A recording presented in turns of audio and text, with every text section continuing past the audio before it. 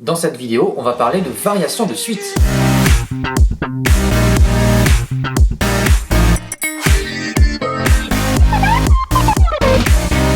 Alors pour étudier les variations d'une suite numérique, on n'a pas une mais trois méthodes.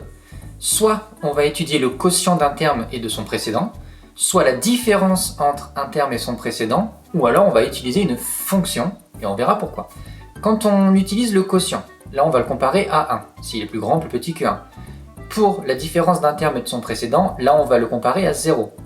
Et enfin, dans le troisième cas, on va regarder les variations de la fonction pour en déduire les variations de la suite.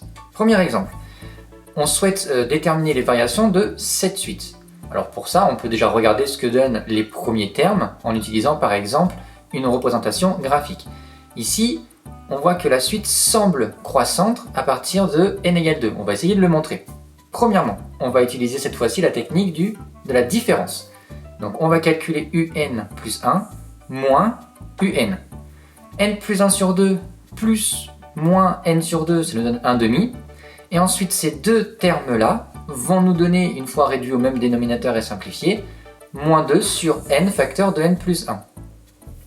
Toute cette quantité est supérieure ou égale à 0 si et seulement si n facteur de n plus 1 est supérieur ou égal à 4, ce qui est encore équivalent à n supérieur ou égal à 2. Et c'est ce à quoi on voulait arriver. Donc finalement, cette suite, elle est croissante à partir de n égale 2. Deuxième exemple. Cette fois-ci, on a la suite suivante. On veut encore essayer d'étudier les variations de cette suite. On va encore observer les premiers termes et essayer de voir où on va aller. Ici, on a l'impression que la suite, elle est décroissante, et ça dès le départ. Cette fois-ci, on va utiliser la méthode du quotient. On va calculer u indice n plus 1 sur u indice n.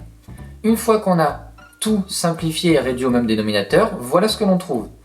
Toute cette quantité est strictement inférieure à 1 si et seulement si 3 moins n facteur de 1 plus n est strictement inférieur à n plus 2 facteur de 4 moins n. On va développer et on va tout réduire pour finalement arriver à 3 plus petit que 8. Ça, c'est tout le temps vrai.